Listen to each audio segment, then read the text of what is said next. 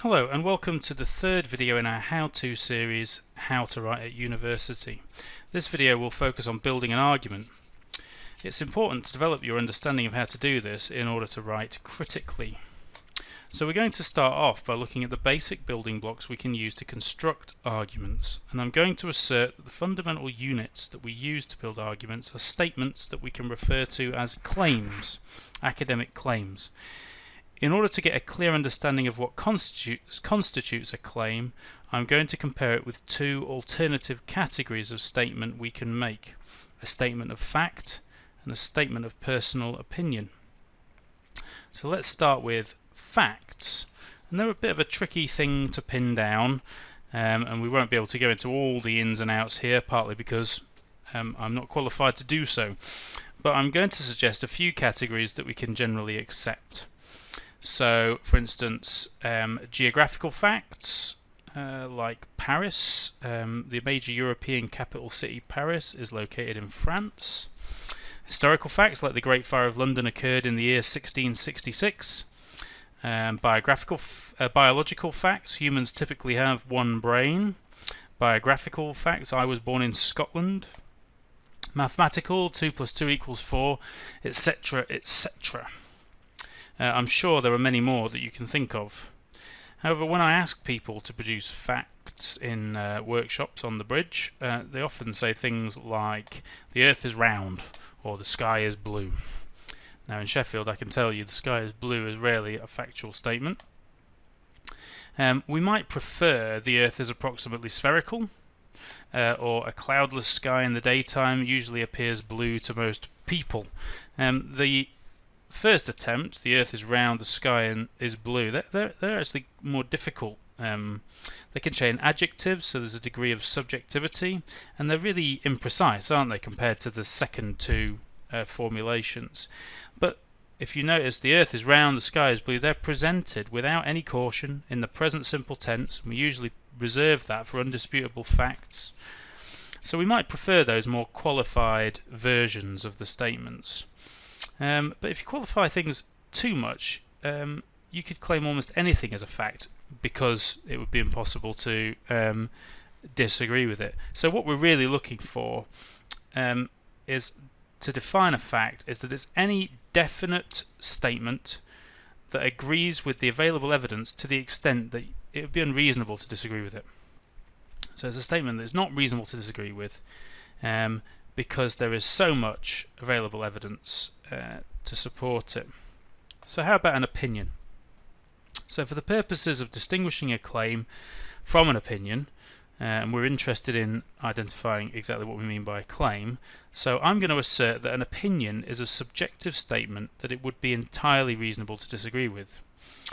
And also that we would not usually expect someone to be able to support it with evidence.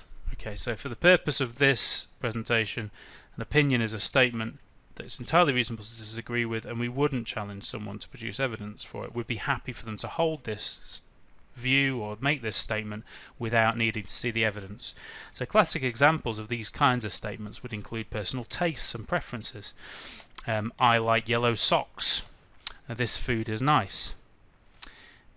But any statement that can be disagreed with and which isn't supported can look like an opinion, and this is what you've got to be careful of in your academic writing.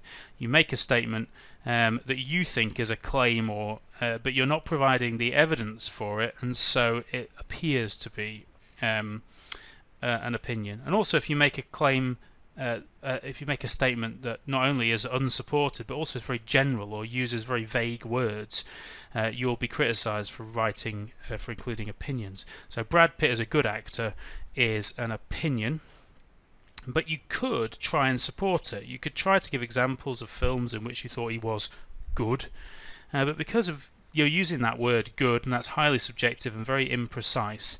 So the kind of statement you've made, it's very hard to persuade someone with a different view, someone who doesn't think he's a very good actor. It'd be very hard to persuade them to change their mind. And this is the core of the distinction I'm trying to make between opinions and claims. We value diverse opinions, we want a variety of views and tastes in many areas of life. We're not seeking to move towards a situation where everyone wears yellow socks, eats the same food, and respects the same actor. However, one of the aims of academic work is to establish consensus around problems and solutions and other issues and ideas where it is useful to do so.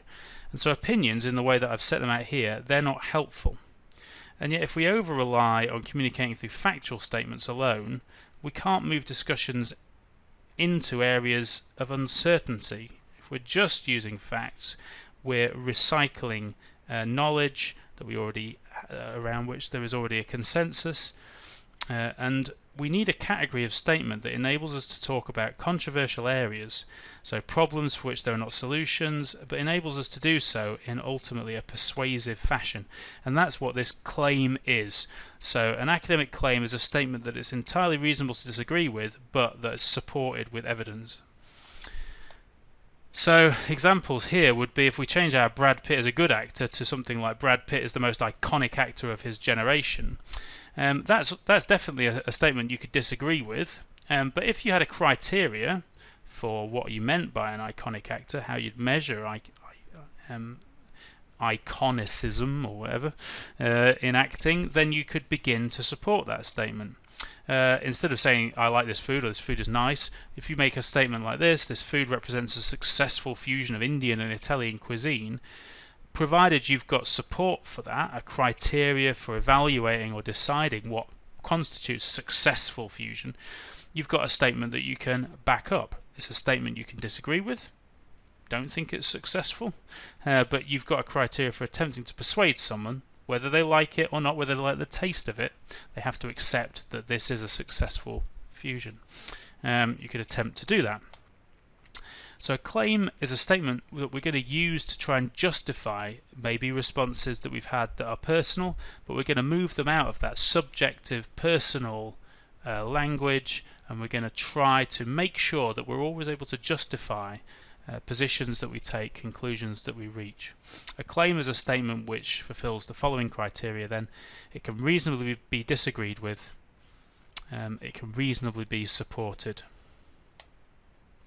And we're going to use these claims to build arguments. A series of factual statements is something we'd call a description.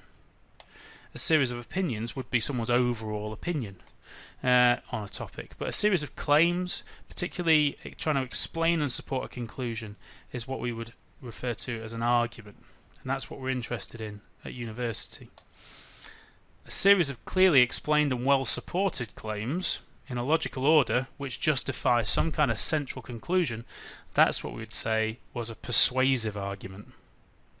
And that's the aim, that's what we're trying to achieve with critical writing. We're trying to construct persuasive arguments. So if we think about the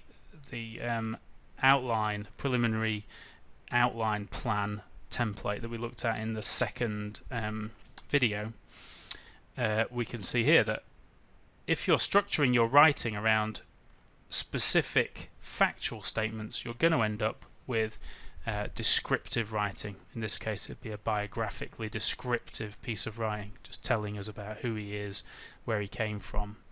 In order to write critically, we need to swap out those main ideas. We need to swap the facts out for statements that qualify as claims. We need to make statements, for instance, Brad Pitt is highly versatile, that he's associated with different eras in cinema, stuff like that, and try to support those things if they were relevant in the criteria of what constituted an icon, for instance.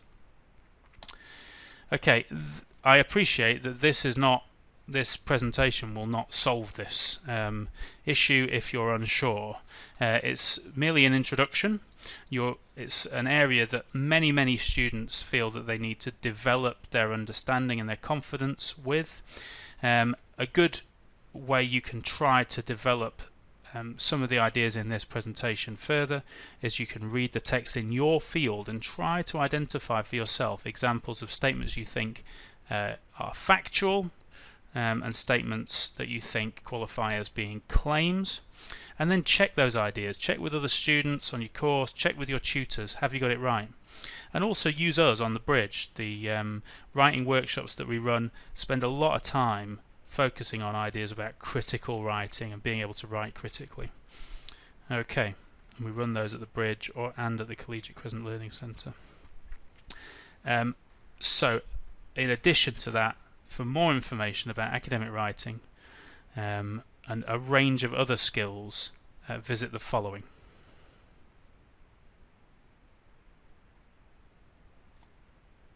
And thank you for listening.